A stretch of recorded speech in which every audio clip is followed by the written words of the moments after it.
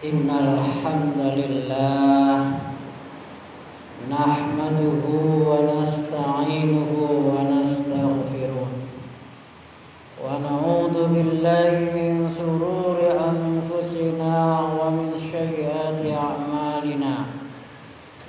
May yahdihillahu fala mudilla lahu wa may yudlil fala hadiya lahu. Asyhadu an la ilaha illallah wahdahu la syarika lah wa asyhadu anna Muhammadan abduhu wa rasuluh. Allahumma salli wa sallim wa barik ala nabiyyina Muhammad wa ala alihi wa ashabihi wa man tabi'ahum bi ihsanin ila yaumiddin. Fa ya ibadallah usikum wa nafsi bi taqwallah faqad fazal muttaqun. Wa qala Allah ta'ala bil Qur'anil Karim, a'udzu billahi minasy syaithanir rajim. Ya ayyuhalladzina amanu taqullaha haqqa tuqatih wa la tamutunna illa wa antum muslimun. Ya ayyuhalladzina amanu isbiru wa sabiru wa rabitu wattaqullaha la'allakum tuflihun. Wa tazawwadu fa inna khairaz zadi taqwa wattaquni ya ulil albab. Ma'asyiral muslimin, sidang jamaah Jumat rahimakumullah. Alhamdulillah, bersyukur kepada Allah yang telah melimpahkan rahmat, taufik, hidayah serta inayahnya kepada kita semua, sehingga kita bisa menjalankan sholat Jumat secara berjamaah. Semoga keimanan dan ketakwaan kita semakin meningkat kualitasnya, karena Allah menjamin kehidupan bagi orang-orang yang bertakwa, memberi jalan keluar yang terbaik dalam segala persoalan yang dihadapinya, dan memberi rezeki dari arah yang tidak disangka-sangka. Wa may yattaqillaha yaj'al lahu makhraja wa yarzuqhu min haitsu la yahtasib. Ma'asyiral muslimin rahimakumullah. Ketika kita membeli sesuatu, pasti diberi oleh penjual itu sebuah contoh. Umpama kita membeli buah-buahan, alat-alat bangunan, senantiasa sang penjual memberi contoh kepada kita. Otomatis jemaah sekalian, contoh itu adalah yang terbaik. Yang terbaik yang diberikan kepada kita. Itu dalam urusan membeli barang jamaah sekalian. Apalagi di dalam kehidupan kita ini yang panjang waktunya, otomatis kita harus punya contoh. Dan contoh ini sudah diberikan oleh Allah Subhanahu wa taala. Tapi tidak semua orang yang mampu mencontoh yang sudah diberikan contoh ini. Ada 3 hal, ada 3 syarat jamaah sekalian agar kita bisa sesuai sebagaimana yang dicontohkan oleh Allah Subhanahu wa taala. Apa maksudnya jamaah sekalian?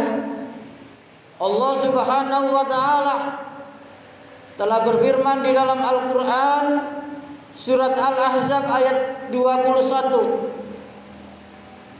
Laqad kana lakum fi Rasulillahi uswatun hasanah. Sungguh pada diri Rasulullah itu terdapat suri tauladan yang baik. Inilah yang kita maksud jamaah sekalian, yang Allah sendiri memberi contoh untuk kehidupan kita.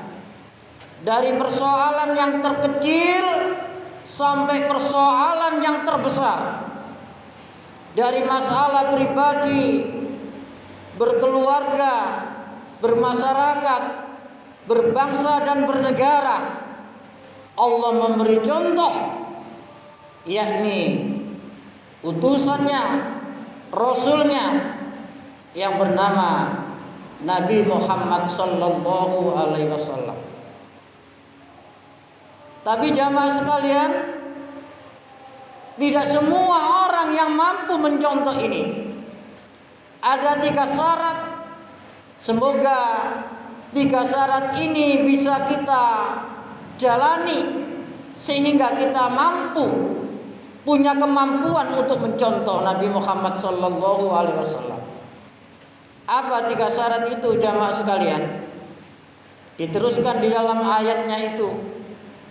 Laqad kana lakum fi Rasulillahi uswatun hasanah. Syarat yang pertama jamaah sekalian, liman kana yarjullah, yaitu bagi orang-orang yang mengharap rahmat Allah. Ini jamaah sekalian, syarat pertama adalah bagi orang-orang yang mengharap rahmat Allah. Artinya mengharap kasih sayang Allah. Kenapa jamaah sekalian? Karena pada hakikatnya kita semua dimasukkan Allah di dalam surganya, hakikatnya karena rahmat Allah, kasih sayang Allah. Kenapa kita disuruh beramal? Kenapa kita disuruh untuk beribadah?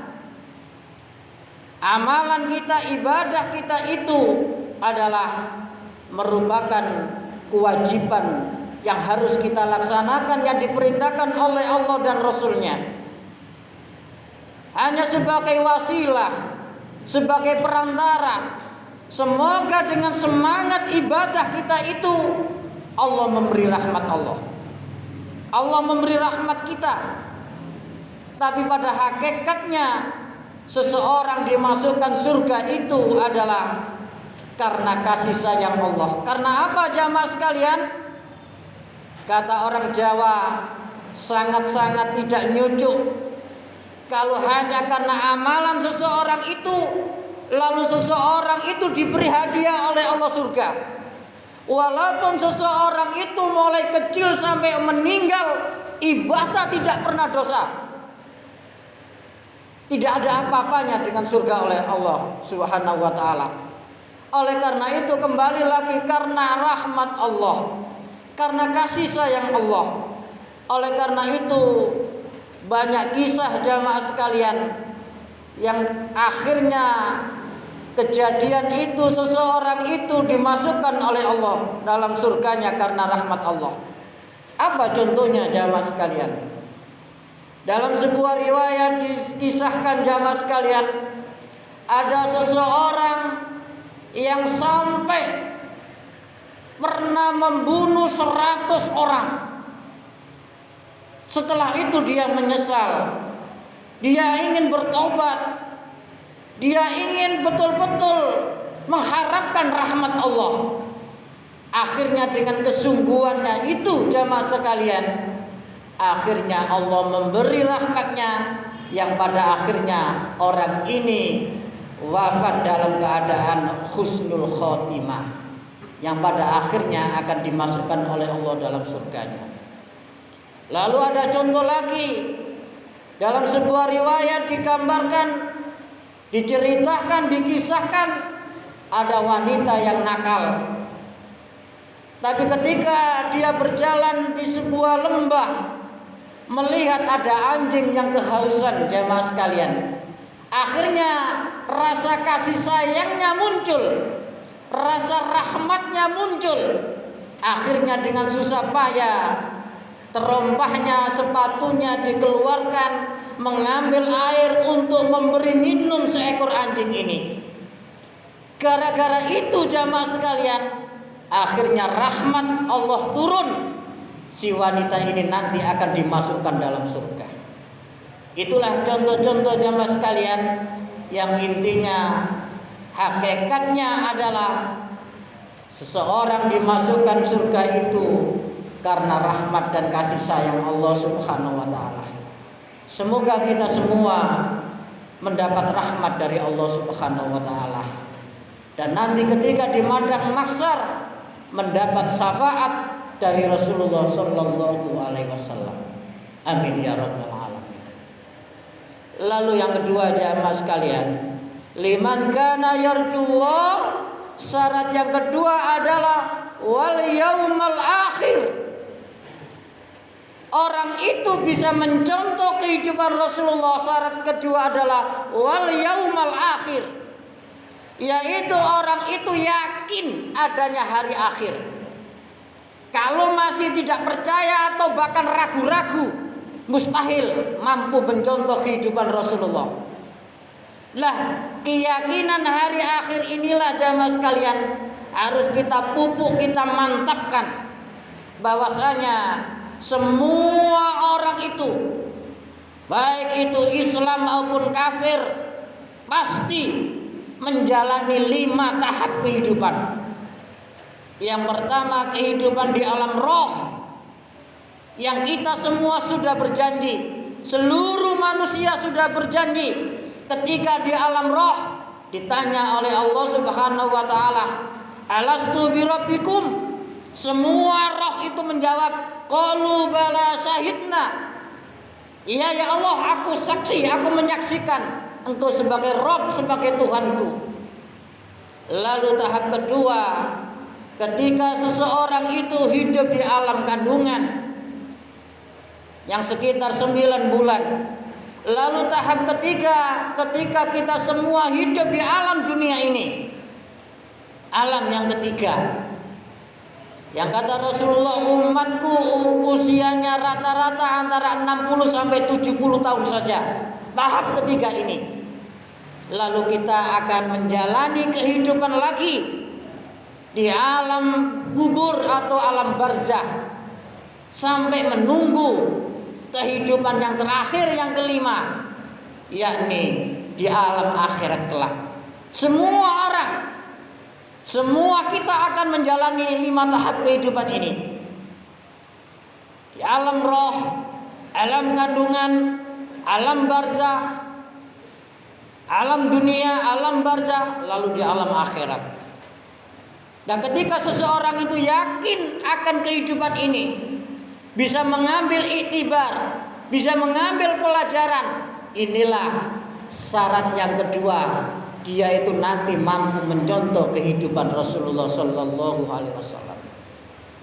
Lalu yang ketiga jamaah sekalian, yang terakhir yang harus kita mantapkan, kita yakinkan agar kita mampu mencontoh kehidupan Rasulullah adalah wa dzakarullah katsira. Dan orang-orang yang wa dzakarullah katsira, orang-orang yang senantiasa banyak melakukan zikir, banyak melakukan zikir, zikrullah, banyak melakukan zikrullah, zikir kepada Allah, ingat kepada Allah, zikran katsira, zikir yang sebanyak-banyaknya. Dan zikir inilah kunci daripada ketenangan, kebahagiaan seseorang itu. Ala bizikrillahi tatmainnul qulub. Hanya dengan berzikir, hanya beringat pada Allah, hatimu akan menjadi tenang. Inilah jamaah sekalian, mudah-mudahan kita semua ini bisa mencontoh yang sudah diberi contoh oleh Allah, yakni mencontoh Nabi Muhammad sallallahu alaihi wasallam dalam semua aspek kehidupannya.